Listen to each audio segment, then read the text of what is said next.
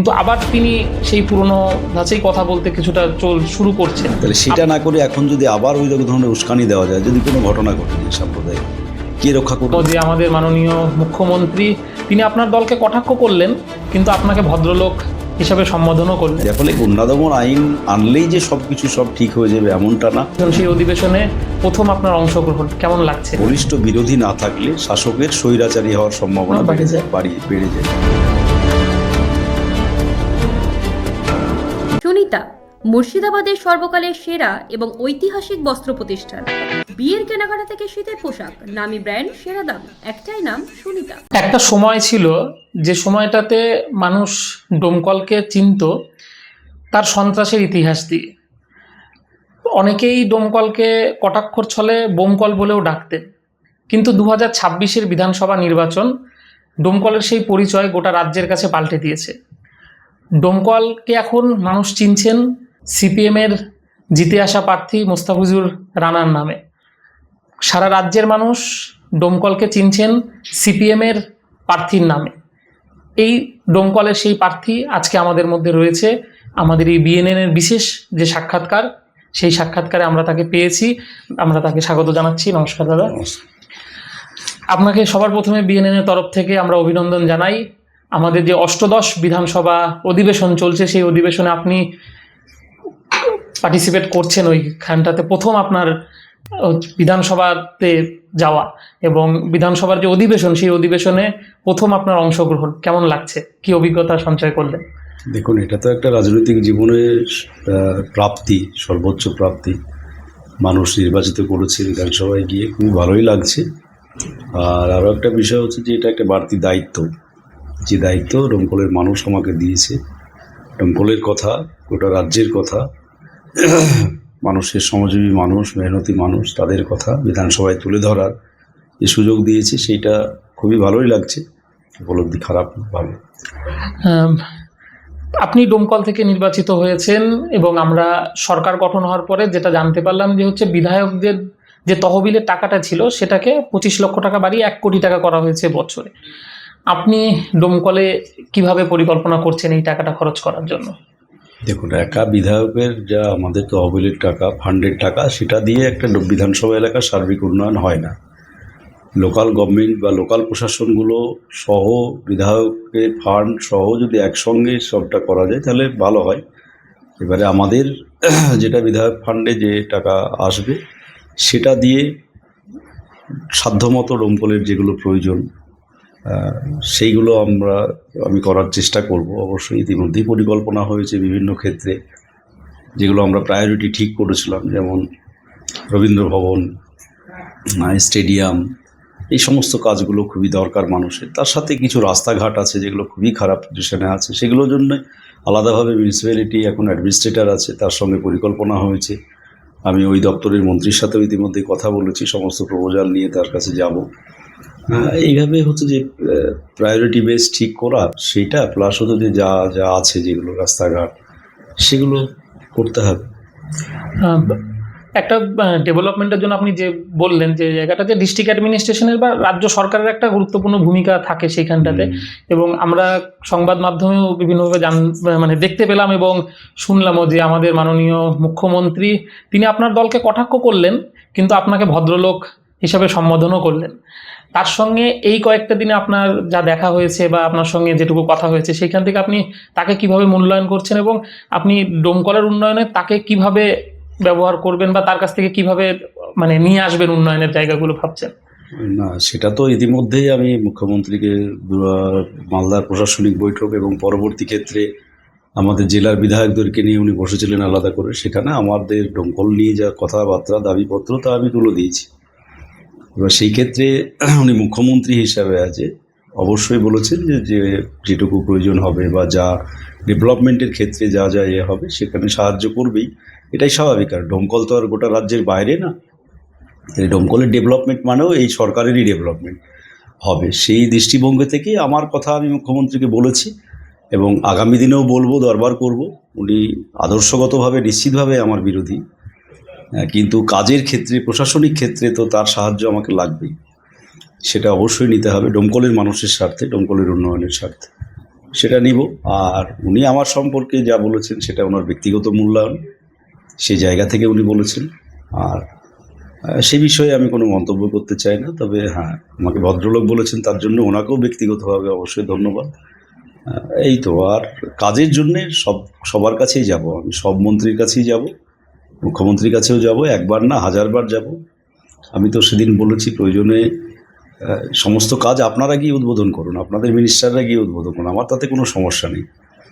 বা ক্রেডিট যদি নেয় বিজেপি তাও নেই, বা সরকার, কিন্তু আমার কথা হচ্ছে ডোমকলের উন্নয়নটা দরকার। ডোমকলের উন্নয়নের সূত্রে আরও একটা দিক আপনাকে একটু আমি নোটিশ করাবো, মানে আপনার হয়তো নজরে আছেও সেটা। যেমন আমরা ডোমকলে একটা গার্লস হোস্টেল ছিল, মানে এখনো আছে সেটা, কিন্তু সেটা একটা ভুতুরে বাড়িতে পরিণত হয়েছে। সামনে পুরোটাই জঙ্গল, মাঝখানে একটা সময় সাইকেল থাকতো। এবং ডোমকলের যেহেতু গার্লস কলেজ রয়েছে, গার্লস কলেজের পাশে এবং প্রচুর স্টুডেন্ট সেখানে থাকতো, মেয়েরা এবং স্কুলের মেয়েরাও থাকতো, কিন্তু করোনার পর থেকে পুরোটাই বন্ধ হয়ে গেছে। এ বিষয়ে আপনি কিছু ভাবছেন? না, সেটা তো ভাবতেই হবে। ডোমকলে একটা সময়ে তো অনেক কিছুই, আনিসুর রহমানের হাত ধরে এখানে তো যা ডেভেলপমেন্ট সেটাই হয়েছে। গত 15 বছরে কিছুই হয়নি নতুন, সেগুলো দেখতে হবে। আরও অনেক কাজ আছে এখানে। সাবডিভিশন শহর একটা সরকারি আবাসন নেই, যারা অফিসার থাকে তাদের দূর থেকে বহরমপুর থেকে যাতায়াত করতে হয়, তার জন্য অনেক অসুবিধা হয়। তাহলে ফ্যামিলি সহ একটা থাকবে এখানে, সেই ভালো জায়গা নেই। এগুলো আছে। হোস্টেলটাকে চালু করতে অবশ্যই দরকার। এমনিও যদি জেনারেলি চালু করা যায়, অনেক মেয়ে যারা এসে এখানে কাজের জন্য হয়তো বিভিন্নভাবে থাকতে পারে, এগুলো আস্তে আস্তে সেগুলো টার্গেট আছে, সেগুলো দেখবো আস্তে আস্তে। আচ্ছা, আমি ডোমকল থেকে এবার একটু রাজ্য বিধানসভায় চলে আসি। আপনাদের যে মানে প্রথম অধিবেশনে আপনি ছিলেন পুরোটাতে, আমরা দেখলাম জেনারেলি প্রথম অধিবেশনে বাজেটই পেশ হয় নতুন সরকার গঠিত হলে, কিন্তু এবার বেশ অনেকগুলো বিলও পাশ হলো। তার মধ্যে গুরুত্বপূর্ণ বিল ওবিসি বিল আমরা দেখলাম, গুন্ডা দমন আইন, যেটার একটা বড় নাম আছে কিন্তু শর্টকাটে গুন্ডা দমন আইন হিসেবেই বলা হচ্ছে। এই বিষয়ে মানে এই দুটো যে আইন পাশ হলো, এই বিষয়ে আপনার কি মতামত? দেখুন, ওবিসি নিয়ে তো আমি ওখানে বলেইছি যে আমরা এই ওবিসি বা ব্যাকওয়ার্ড ক্লাস রিজার্ভেশনটা আমরা করেছিলাম। সেই সময় আমাদের সরকার, বুদ্ধদেব ভট্টাচার্য, রঘুনাথ মিশ্র কমিশনের যে সুপারিশ ছিল তার বেসিসে আমরা প্রায় 17% এ ক্যাটাগরি বি ক্যাটাগরি মিলিয়ে 17% রিজার্ভেশন করা হয়েছিল। সেইটা মাঝে 15 বছরে যে মুসলিমদের দরদি সেজে তৃণমূল কংগ্রেস সবচাইতে সর্বনাশ যেটা করেছে, যেটা ওবিসিতে অনেকগুলো আবার উইদাউট সমীক্ষা, কোনো ভেরিফিকেশান ছাড়াই নিজেদের খেয়াল খুশি মতো অনেকগুলো জনগোষ্ঠীকে ঢুকিয়ে দিয়েছে, যার ফলে ওবিসিটা একদম যা মুসলিমরা যে সুবিধা পেত, যার জন্যে করা হয়েছিল, সেইটা থেকে পুরো গত 15 বছরে বঞ্চিত হয়েছে। এখন এই সরকার মনে করেছে যে এটার হওয়া দরকার, এই জন্যে হাইকোর্টে কেস আছে, সুপ্রিম কোর্টে কেস আছে, যার ফলে বিল এনেছে। কিন্তু প্রথম কথা হচ্ছে যে দৃষ্টিভঙ্গি বিলের জন্য কমিশন হয়েছে, আবার নতুন করে ওবিসি কমিশন, তারা এগুলোর আবার সার্ভে করবে। আপাতত 65টা এটা রেখেছে, যার ফলে এখন আমাদের বক্তব্য, আমি বিধানসভাতেও বলেছি, এটা যেন রাজনৈতিক উদ্দেশ্যে হাতিয়ার হিসেবে ব্যবহার না হয়। প্রকৃতপক্ষে যারা ব্যাকওয়ার্ড ক্লাস, সে যে সম্প্রদায়েরই হোক, আর্থিক দিক থেকে পিছিয়ে পড়া, শিক্ষা দীক্ষার দিক থেকে পিছিয়ে পড়া, তারা যেন এই তালিকাতে থাকে, সেটাই আমাদের দাবি। একটা সরকার তো এক রকম দৃষ্টিভঙ্গি নিয়ে চলবে, সেটাই স্বাভাবিক। বিজেপি এসছে, তাদের কিছু কোর এজেন্ডা আছে, সেগুলোকে তারা বাস্তবায়িত করার চেষ্টা করবে। আমরা বিরোধী, আমরা আমাদের মতো জায়গায় কথা বলবো, কিন্তু তারা তো রাজনৈতিক দল, তারা ক্ষমতায় এসে তাদের কিছু এজেন্ডা আছে, সেগুলোকে সাম্প্রদায়িক এজেন্ডা হোক বা যাই হোক, তো সেগুলো যাতে এই বিলে প্রভাবিত না হয়, প্রভাব না পড়ে রাজনীতি, সেটাই আমাদের বক্তব্য। আর গুন্ডা দমনের ক্ষেত্রে হচ্ছে যে আমাদের যেটা বক্তব্য, সেটা হচ্ছে যে ভারতবর্ষের যে ন্যায় সংহিতা আছে, তাহলে এত ঢাকঢোল পিটিয়ে ন্যায় সংহিতা বানানোর কি দরকার? সেই ন্যায় সংহিতাতেই এমন অপশান আছে, যে অপশানের বেশিসেই তো আজকে দাঁড়িয়ে দুষ্কৃতীদেরকে ধরা হচ্ছে, সেটা প্রয়োগ দরকার। আর গুন্ডা দমন আইন এনেই যে সেটা সঠিকভাবে সেই সমাজে প্রয়োগ করলে সেটা হবে, তার একটা উল্টো প্রভাবও পড়তে পারে, এটা মিসইউজ হতে পারে, মানে এটা হতে পারে। তাহলে ন্যায় সংহিতাটা তাহলে কিসের জন্য? সেটাই আছে। আসলে আমাদের যেটা দরকার, পশ্চিমবাংলাতে স্বাধীনতার পর থেকে পুলিশের রিফর্ম হয়নি। পুলিশ রিফর্মটা খুব দরকার। পুলিশ প্রশাসনের রিফর্মটা দরকার এই কারণেই যে কোনো আইনেই হচ্ছে যে থাকছে, কিন্তু সেটা পুলিশ ব্যবহার করার সময় সেটা সঠিকভাবে ব্যবহার করছে না, রাজনৈতিক দল দ্বারা প্রভাবিত হয়ে যাচ্ছে। এইটা আমাদের আগে দরকার, যার ফলে গুন্ডা দমন আইন আনলেই যে সব ঠিক হয়ে যাবে এমনটা না, যেটা বলার চেষ্টা করছে। আবার অনেকগুলো এই আইনে যেটা করা হয়েছে সেটার ক্ষেত্রে দেখা যাচ্ছে আমাদের সংবিধানে যে মৌলিক অধিকারগুলো দিয়েছে একটা মানুষকে, আমাদের দেশের নাগরিককে, সেই মৌলিক অধিকারের ক্ষেত্রেও কিছুটা ডিফার হচ্ছে। এই আইনের একটা ধারা আছে, যেমন উইদাউট আপনাকে ইনফরমেশন আপনাকে 1 বছর আটকে রাখতে পারবে পুলিশ। এই সমস্ত বিষয়গুলো ক্লজ ওয়াইজ আছে ওই আইনে। তো সেগুলো আবার হচ্ছে যে মূল সংবিধানের আমাদের যা ভাবনা সেই পরিপন্থী হয়ে যাচ্ছে। এগুলো এটা নিয়ে আমার ধারণা বিল পাস হয়েছে, ঠিকই আছে। আমাদের বক্তব্য হচ্ছে যে আইন করেই সব কিছু সমস্যার সমাধান হয় না, তার জন্য পলিটিক্যাল উইল দরকার হয়। এই সরকার তো বলছে আইনের শাসন প্রতিষ্ঠা হবে, তাহলে ন্যায় সংহিতাতেই তো হচ্ছে যে তারা তো এটাই বলেছিল, হতে পারে। এর ফলে এইটা হচ্ছে যে আমাদের এই আইন নিয়ে বক্তব্য। আচ্ছা, আপনি পুলিশের কথাও বললেন, পুলিশের রিফর্ম হয়নি। আর আমরা যদি এই আইনের যে ড্রাফট আমরা হাতে পেয়েছি সেখানে যদি আমরা দেখি, তাহলে পুলিশকে ব্যাপক ক্ষমতা দেওয়া হয়েছে এখানে। এবং আপনি যেমন বললেন হচ্ছে পুলিশ কারণ না জানিয়ে গ্রেপ্তার করতে পারেন, প্রায় 12 মাসের মতন আটকে রাখতে পারেন।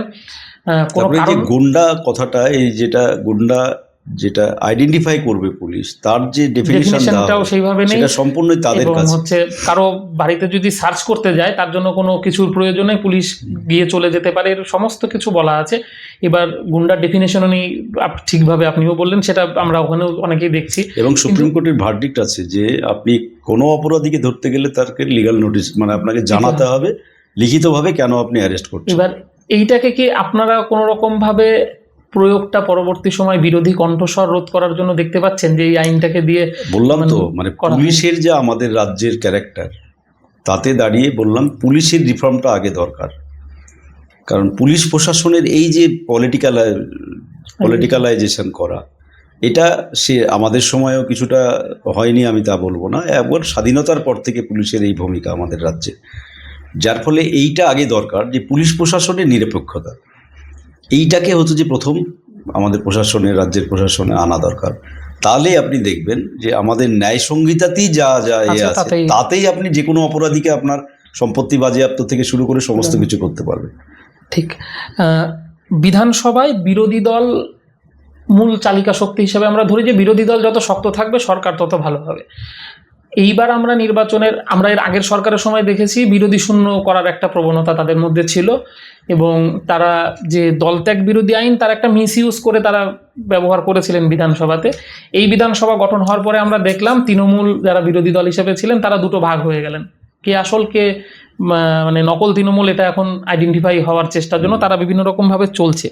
কিন্তু এইখানে বিধানসভা যখন চলছে তখন আমরা দেখেছিলাম, এর আগেও দেখেছি, যে দলমত নির্বিশেষে বিরোধী দল যারা থাকেন, বিভিন্ন দলের থাকেন, তাদের মধ্যে তারা সমন্বয় করে কাজ করেন বিভিন্ন বিষয়ে, বিভিন্ন প্রশ্নে, অনেক কিছুতে। কিন্তু এইখানে আপনারা কিভাবে দেখছেন, বা আপনি এই সেশনে কি দেখে আপনার অভিজ্ঞতা কি হলো, যে কিভাবে সম্ভব এই জায়গাটা? কারণ আমরা দেখছি সরকারের বদলে নিজেরাই লড়াই করছে তৃণমূলের দুই পক্ষ। একটা বিষয় হচ্ছে যে আমাদের দেশের বা যে কোনো গণতন্ত্রে অপোজিশন একটা ফ্যাক্টর, বলিষ্ঠ অপোজিশন। সেই জায়গাতে দাঁড়িয়ে মানুষ যে রায় দিয়েছে এবারে, তাদের তৃণমূলকে একটা বলিষ্ঠ অপোজিশনে দিয়েছিল, 80টা সিট কম না, তাদের এতগুলো পঞ্চায়েত, এতগুলো কিন্তু আসলে তৃণমূল এই কাজটা করতে পারবে না। আমি এর আগেও বহু ইন্টারভিউতে বলেছি, একটা নীতি নৈতিকতাহীন দল এবং ক্ষমতা কেন্দ্রিক একটা দল গত 15 বছর ধরে মমতা ব্যানার্জি চালিয়েছে বা চলেছে। তাহলে ক্ষমতা না থাকলে এরা যা অপরাধ করেছে তাতে দাঁড়িয়ে এরা যা হওয়ার এটা দেখতে পাচ্ছেন, যার ফলে এদের প্রয়োজন বিজেপিকে।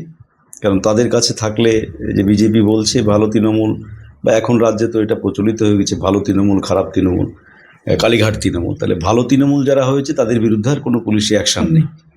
তাহলে এটা হচ্ছে বিজেপি প্রথমত দ্বিচারিতা করছে, মানুষের কাছে বিভ্রান্ত করছে। আর আরএসএসেরও প্রয়োজন সামনে 5 বছর যাতে একটা নড়বড়ে বিরোধী থাকে পশ্চিমবাংলাতে, তাহলে স্বাভাবিকভাবে একটা শাসন ব্যবস্থা চালাতে সুবিধা হবে।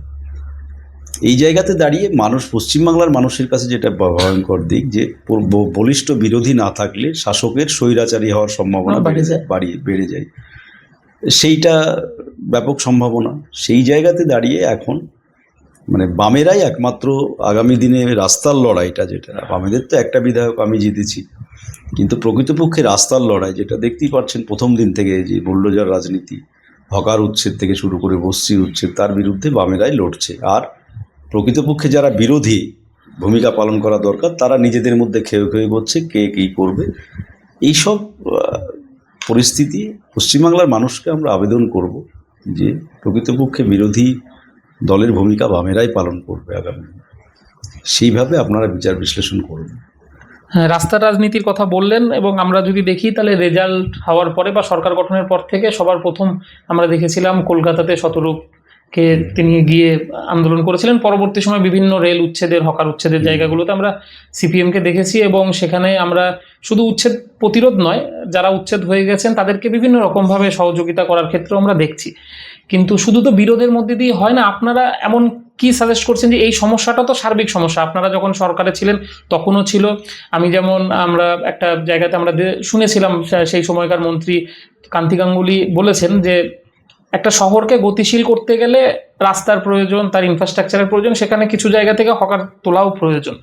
কিন্তু এই জায়গাটা আপনারা এমন কি সাজেস্ট করছেন, এমন কি পদ্ধতির কথা ভাবছেন যেখান থেকে হচ্ছে এই সমস্যাটা সমাধান করা যায়? আমাদের কথা হচ্ছে যে 4 তারিখে রেজাল্ট হলো, হকাররাও তো আমাদের দেশেরই নাগরিক, সে যে সময়ই বসুক না কেন, হয়তো বা আমাদের সময়ে বসেছে, তাতে আমাদের কোনো সমস্যা নেই, আমরা গর্বের সাথেই বলি, বুঝতে পারে। এই যে প্রতিদিন কর্মসচ্যুত হচ্ছে মানুষ বলেই তো আজকে দাঁড়িয়ে তারা হকারি করছে। যদি সঠিক কর্মসংস্থান থাকে, কে হকারি করতে যাবে? আপনাকে আমি 50,000 টাকা দিলে কালকে হকারি করতে যাবেন না। তাহলে তারা বাধ্য হয়ে হকারি করছে, আমাদের দেশেরই নাগরিক। আমি সময় দিয়ে তাদের সাথে, আমার স্টেশনটাও পরিষ্কার দরকার, রাস্তার ফুটপাতও পরিষ্কার দরকার, এটা স্বাভাবিক। আধুনিকতার যত আধুনিক হবে, মানুষ যত সময় যাবে তত মানুষ চাইবে, শহরে যারা বাস করে বা যারা করে, তারা চাইবে যে শহরটা পরিষ্কার হোক। এটা মানুষের চাহিদা, কারণ শহরে যারা বাস করে তারাও তো একটা ট্যাক্স পেয়ার তারা। আবার ফুটপাতে এই যে হকার যারা, তারাও ট্যাক্স পেয়ার, আমাদের দেশের নাগরিক। তাহলে আমাদের পরিষ্কার বক্তব্য যে স্টেশন পরিষ্কার হোক, ফুটপাত পরিষ্কার হোক। কিন্তু যেহেতু এতগুলো মানুষ জড়িয়ে আছে, হকার মানে একটা হকার মানে তার সাথে আপনি 1x2 বা 3 ধরেন 4, এবং যে জিনিসটা হকারি করছে সেটা কোথাও না কোথাও প্রোডাক্ট হচ্ছে। তো হকারি যারা করে যে জিনিসগুলো, সেগুলো তো আর সে তৈরি করে না, কোথাও থেকে আবার সে কিনে। তাহলে এই যে ইকোসিস্টেমটা আছে, সেটা তো চেনটাই নষ্ট হচ্ছে। তাহলে যার ফলে হুট করে যদি এটা আমরা একবারে বুলডোজার নিয়ে পৌঁছে গেলাম, তাদের প্রতিও তো অবিচার করা হচ্ছে। আমাদের জায়গাটা হচ্ছে যে এটা, যে যদি রেলের ওই চত্বরেই দেখা যাচ্ছে বা একটু আলাদা সাইডে গিয়ে অনেক জমি দখল করে অনেক বড় বড় শপিং মলও হয়েছে, হয়তো এমনও দেখা যাবে স্টেশন চত্বরে, তাহলে তাদের সঠিক পুনর্বাসনটা দেওয়া হবে। আমাদের বক্তব্য হচ্ছে এটা, এবং সময় দেওয়া হবে। আপনি আজকে রেজাল্ট হলো 4 তারিখ, আর 5 তারিখ থেকে বুলডোজার নিয়ে হাজির হয়ে গেলেন, এটা সমাধান না। এটাতে বিশৃঙ্খলা বাড়বে। নতুন সরকার এসছে, তাদেরকেও তো প্রতিশ্রুতি দিয়েছিল, তাদেরকে তো ভোট দিয়েছে, দেখবেন তাহলে তো আমাদের ভোট তো 4.5%। আমাদের কি ইন্টারেস্ট আছে? যদি হকাররা সব আমাদেরই হতো, তাহলে তো অন্তত ওই এলাকাগুলোতে ভোট আমরা পেতাম। তা তো পাইনি, বিজেপি পেয়েছে। তো আপনি যতগুলো জায়গাতে এই হকার উচ্ছেদ করছে, সেই সব বিধানসভাগুলো দেখেন, ম্যাক্সিমামটা বিজেপি জিতেছে। তাহলে সেই হকাররাও দেখা যাচ্ছে বিজেপিকে ভোট দিয়েছে। আমি ওই অর্থে যাচ্ছি না। আমাদের পরিষ্কার বক্তব্য যে পুনর্বাসনটা দেওয়া হোক এবং তাদেরকে সময় দেওয়া হোক। নিশ্চিতভাবেই তারা বুঝবে, তারাও মানুষ। কিন্তু এইভাবে উচ্ছেদ করে দিয়ে রাতারাতি তাদেরকে বেঘর করে দেওয়া, এইটারই বিরোধিতা করছে। হ্যাঁ, একদমই তাই। একটা সরকার যদি সিস্টেমেটিক হয়ে আসে। এবার আমি আমাদের আলোচনার একদম শেষ প্রশ্ন করব আপনাকে। আপনি মুর্শিদাবাদ থেকে বিরোধী দলের বিধায়ক, হুমায়ুন কবির বিরোধী হিসাবেই জিতে এসছেন তিনি, কিন্তু আমরা সম্প্রতি দেখছি তিনি বেশ কিছু মন্তব্য করছেন, যে মন্তব্যগুলো জন্য দেখা যাচ্ছে যে সরকারের তরফ থেকেও বিধানসভাতে বিরোধ করে কথা বলেছেন মুখ্যমন্ত্রী, বা অনেকেই বলছেন যে সাম্প্রদায়িক একটা স্থিরতাও নষ্ট হচ্ছে। আমরা দেখেছিলাম ভোটের আগেও তিনি বলেছিলেন, এবং আপনাদের রাজ্য সম্পাদকের সঙ্গে যখন তার বৈঠক হয় তারপরে তিনি সেটার জন্য ক্ষমাও চেয়েছিলেন, কিন্তু আবার তিনি সেই পুরনো ধাঁচেই কথা বলতে কিছুটা শুরু করছেন। আপনি মুর্শিদাবাদের বিধায়ক হিসাবে এবং বিরোধী দলের বিধায়ক হিসাবে এই সাম্প্রদায়িকতার যে একটা টেনশন আবার আমরা দেখতে পাচ্ছি মুর্শিদাবাদে, সেইটাকে আপনি কিভাবে অ্যাড্রেস করবেন বা কিভাবে সমাধানের জন্য আপনি এগোবেন? দেখুন, হুমায়ুন কবির প্রথম থেকে যেগুলো করছে এটাতে মুসলিমদের কোনো উপকার হবে, যেভাবে ওইটাকে কেন্দ্র করে রাজনীতি করার চেষ্টা করছেন বা যে সমস্ত মন্তব্যগুলো রিসেন্টলি করেছেন সেগুলোতে আমাদের জেলার সাম্প্রদায়িক সম্প্রীতির একটা ক্ষতি হচ্ছে। আজকে দাঁড়িয়ে বিজেপি গভর্নমেন্টে এসছে, আর যদি আপনি বিজেপি প্রকাশ্য জনসভাতে কোনো বিজেপি বলেন যে বিজেপি আমরা যদি নামি তাহলে বিজেপির পতাকা ধরার লোক থাকবে না, এই ধরনের কথাগুলো তো সাম্প্রদায়িক উস্কানি দেওয়া বা হচ্ছে যে পলিটিক্যাল উস্কানি দেওয়া, পরিষ্কার কথা। আমি সাম্প্রদায়িকতাটা যদি বাদও দিই তাহলে এই ধরনের কথা একটা দলের ও রাজ্যের আছে মনে হয় সম্ভবত চেয়ারম্যান আছে, সেটা বলা যায় না, এটা রাজনৈতিক সংসদীয় কথা না। এই ক্ষেত্রে আর এইসব করে মুসলিমদের কিছু হবে না, এটা বহু দেখা হলো। মমতা ব্যানার্জি এসব করতে গিয়ে আজকে রাজ্যের মুসলিম সংখ্যালঘু সম্প্রদায়কে একটা বড় বিপদের মুখে ঠেলে দিয়েছে। ওবিসি নিয়ে যা 2 নম্বরই হয়েছে, যা যা বলেছিল, আর শুধু রেড রোডে গিয়ে নামাজ পড়ে আজকে দাঁড়িয়ে যা সর্বনাশ করেছে, আরএসএসের জায়গা করে দিয়েছে এখানে। আজকে বিজেপি গভর্নমেন্টে এসছে, সাম্প্রদায়িকতা তারাও করবে, তাহলে সেখানে দাঁড়িয়ে সংখ্যালঘুদের এই যে নিরাপত্তাহীনতা, এই জায়গাতে তো তৃণমূল কংগ্রেস পৌঁছে দিয়েছে। তাহলে এই সর্বনাশ থেকে আবার সর্বনাশের একটা গাড্ডা এরকম উস্কানি দিয়ে করানো হয়, তাহলে সেটা ভয়ঙ্কর ক্ষতি হবে। আমাদের যে পরিস্থিতি তৈরি হয়েছে অবজার্ভ করতে হবে, আরও সময় নিতে হবে, কি করতে চাইছে সরকার সেটা দেখতে হবে, সেই অনুযায়ী হচ্ছে যে তখন আমাদেরকে করা দরকার, মানে সংখ্যালঘু সম্প্রদায়কে সেইভাবে করা দরকার, সচেতন হওয়া দরকার। তাহলে সেটা না করে এখন যদি আবার ওই ধরনের উস্কানি দেওয়া যায়, যদি কোনো ঘটনা ঘটে যায় সাম্প্রদায়িক, কে রক্ষা করবে? আজকে ওর সাথে যে কথাগুলো বললো তারপরে যে 3 জন ধরা পড়েছে, তারা তো ভুগছে। তাহলে এইরকম আলপটকা মন্তব্যের জন্য যদি কোথাও ল অ্যান্ড অর্ডারের সিচুয়েশনের গণ্ডগোল হয় বা হয়, এগুলো আগামী দিনে ওর সাবধান হওয়া দরকার। প্রশ্ন অনেক থাকে, কিন্তু সময়ের সংকীর্ণতাও থাকে। আমরা আমাদের এই আলোচনার মধ্যে চেষ্টা করলাম ডোমকল সহ রাজ্যের বিভিন্ন এবং জেলার বিষয়গুলোকে যতটুকু সম্ভব আমাদের মাননীয় বিধায়কের কাছ থেকে তার মতামতগুলো নেওয়ার। আমরা তার কাছে আবেদনও করব এবং আমরা চেষ্টা করব পরবর্তী সময়ে আরও তাকে আমাদের মধ্যে যাতে পাওয়ার, এবং বিভিন্ন রকমভাবে আমাদেরও যা প্রশ্ন থাকবে এই বিধানসভার উন্নয়ন তথা তার কাঁধে যেহেতু ভরটা বেশি, কারণ তিনি সিপিআইএমের একজন জিতে আসা বিধায়ক, ফলে সারা রাজ্যের মানুষ তার মুখের কথাও শুনতে চান, সেজন্য রাজ্যেরও বিভিন্ন প্রশ্ন তার কাছে থাকবে। আমরা ভবিষ্যতে তাকে নিয়ে আবার বসবো। আমাদের বিএনএনের তরফ থেকে তাকে অনেক ধন্যবাদ আমাদেরকে সময় দেওয়ার জন্য। আগামীতেও আবার আসবেন, এই আমন্ত্রণ থাকলো। আমরা আজকের আলোচনা এখানেই শেষ করছি। সকলেই ভালো থাকুন।